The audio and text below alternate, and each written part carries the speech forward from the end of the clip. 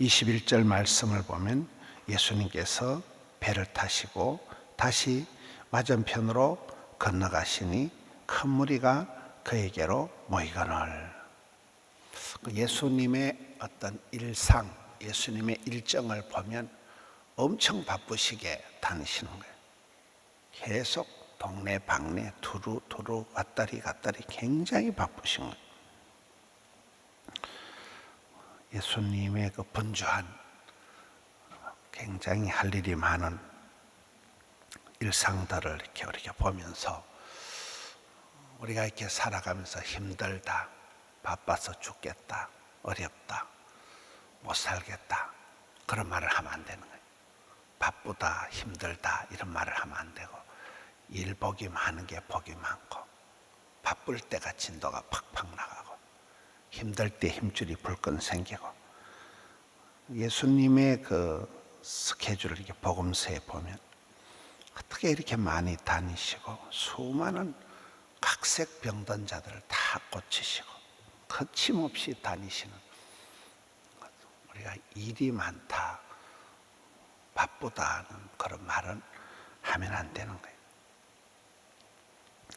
22절에 해당장 중에 하나인 야이로라 하는 이가 와서 예수님을 뵙고 발 아래 엎드려 23절에 간곡히 구하여 이르되 내 어린 딸이 죽게 되었사오니 오셔서 그 위에 손을 얹어서 구원받게 살게 하소서.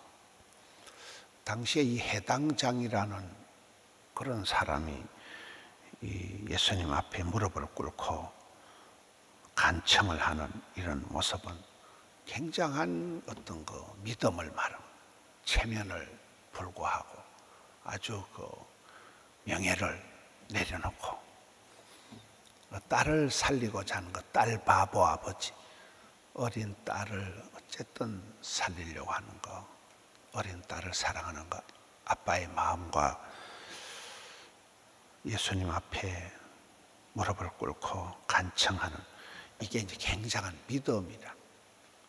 믿음이 없이는 이렇게 안 된다. 이분한테 가면 우리 딸을 고치겠다. 저기에 보면 손만 얹어도 우리 딸이 낫겠다.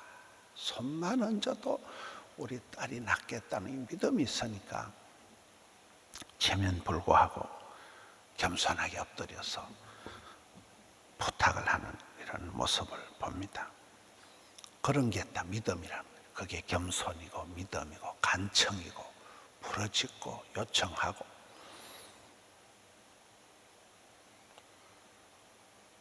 (24절에) 이에 그와 함께 가실새 큰 무리가 따라가면서 에워싸 밀더라. 이제 가시는 중에 또 이제 혈루병 앓는 여인이 나타나는 게 25절입니다.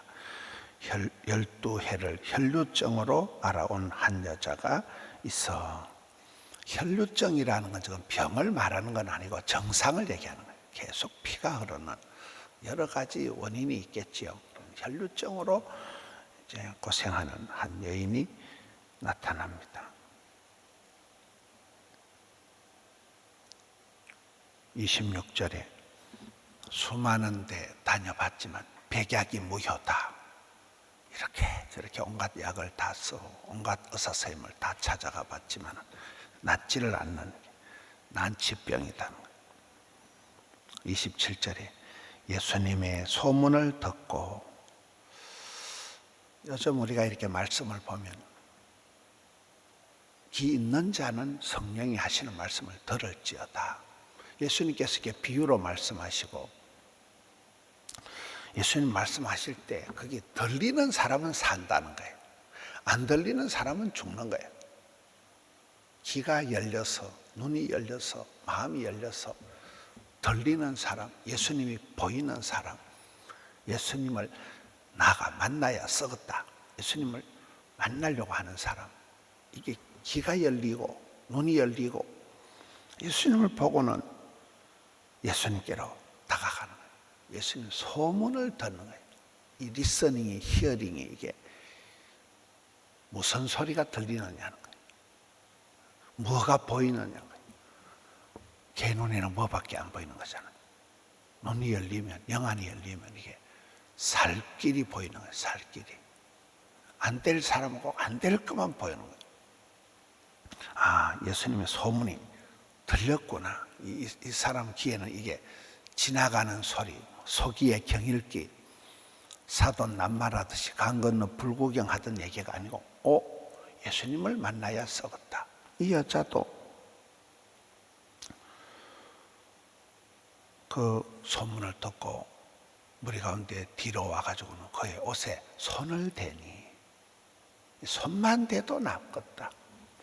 아까 야이로의 딸은 손만 얹어도 낫겠다. 여기는 예수님 옷에 손만 대도 낫겠다. 28절입니다.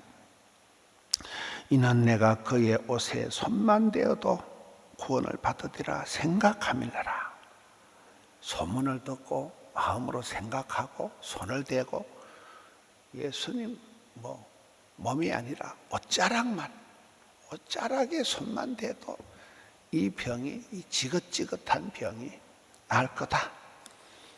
이 여인의 믿음, 또 해당장 야이로의 믿음, 손만 얹어도 옷에 손만 대어도 낫겠다는 이걸 생각하는 게 이게 믿음이라는 거예요. 은행심사, 이게 다 믿음이라는 거예요. 4차원의 영성할 때 생각이가, 말이가, 꿈이 다르다는 거예요. 생각하려라. 29절. 이에 그의 혈류 근원이 곧 마름에 병이 나은 줄을 몸에 깨달으니라. 이 마가복음에서 가장 많이 나오는 단어가 곧이라는 단어라는 거예요. 곧, 유두스라는, 즉시로, 바로 난다. 굉장히 이렇게 역동적으로. 옷자락에 손만 대도 낫겠지 했는데 그냥 나와버리는 거예요. 그대로 나와요. 바로 유두스, 곧 피가 줄줄 흐르던 게 딱 말라버리고 멈춰버리고 곧 마름에 병이 나은 걸 자기가 깨닫는 거예요. 적극적인 그런 믿음의 응답을 얘기하는 겁니다. 33절에 여자가 자기에게 이루어진 일을 알고 두려워하여 떨며 값에 엎드려 모든 사실을 여쭈니 14절에 예수님께서 이르시되 딸아 네 믿음이 너를 구원하였다. 평안히 가라. 네 병에서 놓여 건강할지어다. 예수님이 단박에 알고 누구냐 하니까 제자들은 딴소리 하지만 이 여인이 두려워서 떨며 예수님께 엎드려 말씀을 드리니까 예수님께서 딸아 네 믿음이 너를 구원하였다. 믿음대로 꿈꾼 대로 소원대로 말한 대로 되는 네 믿음이 너를 구원하였다. 어찌 너희는 믿음으로 말미암아 살리라. 이만한 믿음을 본 적이 없노라. 겨자씨만한 믿음, 부스레기 믿음, 여기에 손만 대어도 낫겠다는 믿음, 손을 얹기만 해도 낫겠다는 믿음. 이 믿음을 예수님이 칭찬하시잖아요. 네 병에서 놓여 자유해라, 건강해라, 이제는 평안해라. 예수님의 치유와 자유와 여유와 모습이 나타나는 이 야이로의 딸을 고치는 사건 그 사이에 혈류병 앓는 여인을 고치는 큰 사건 사이에 샌드위치 사건을 좀 얘기하는 건데 이 두 사람의 그 손만 얹어도 낫겠다. 옷자락에 손만 대어도 낫겠다는 이 믿음을 칭찬하시면서 이 두 사람의 어떤 그 절박함, 체면불구하고 내가 직책이 교장 선생님이고 내가 상관없다. 우리 딸을 고쳐야 썩었다는 그런 이 해당장의 겸손함, 해당장의 간절함, 그리고 이 여인의 절박함, 이래도 안 되고 저래도 안 되는 이 병을, 이 지긋지긋한 이 난치병을 예수님이 옷자락을 잡아 당겨서라도 한번 만져보자. 성경을 보면 어떤 그 간절함, 겸손함, 절박함, 부르짖음, 하나님께 나아감, 이 믿음의 행동들이 응답을 받고 이 지긋지긋한 병에서 고침받고 이 불쌍한 어린 딸이 이제 다음에 가서 회복이 되는 회복과 이 지겨운 질고에 떠나감의 역사가 있기를 주님의 이름으로 축원합니다. 하나님 아버지 감사합니다. 또 새날을 주시니 감사합니다. 예수님의 일정을 보고 어쩌면 그렇게 날마다 때마다 일마다 분주복잡하게 다니시면서 거침없는 사역을 하시고 닥치는 대로 많은 사람들을 고쳐주시고 귀신을 쫓아내주시고 천국 비밀을 가르쳐 주셨던 것처럼 저희들도 만나는 인연마다 만나는 곳 가는 곳마다 예수 향기 더 날리는 저들 되게 해 주시옵소서. 바쁘다는 핑계로 힘들다는 핑계로 그렇게 외면하는 삶이 아니라 할 수만 있으면 때를 얻든지 못 얻든지 예수님의 향취를 드러내는 주님의 복음을 전가하는 저들 되게 해 주시옵소서. 우리 가운데도 여러 가지 질고로 고통당하는 이들이 적지가 않습니다. 하나님 은혜를 베풀어 주시옵소서. 간곡한 믿음으로 겸손하게 엎드려 주여 고쳐 주시옵소서. 주여 이 문제를 해결하여 주시옵소서. 주여 이 종을 불쌍히 여겨 주옵소서. 엎드려 나아갈 때 하나님 은혜를 베풀어 주시옵소서. 손만 대어도 손만 얹어도 급속한 치유가 있게 하여 주시옵소서. 우리 주님 만져 주시옵소서. 사랑하는 딸을 위하여 울부짖는 이 아빠의 기도를 들으시는 주님, 자녀들을 위한 기도에 부형들의 간구를 기억하여 주시옵소서. 연만하신 어르신들, 요양병원에 계신 분들, 많은 부형들을 위한 자녀들의 기도를 들으시고 받으시고 주여 은총을 베풀어 주시옵소서.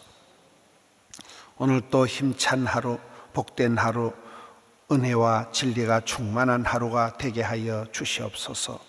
올려드린 정성을 받으시고 두 손 들어 은총 베풀어 주시옵소서. 예수님 이름으로 기도하옵나이다. 아멘.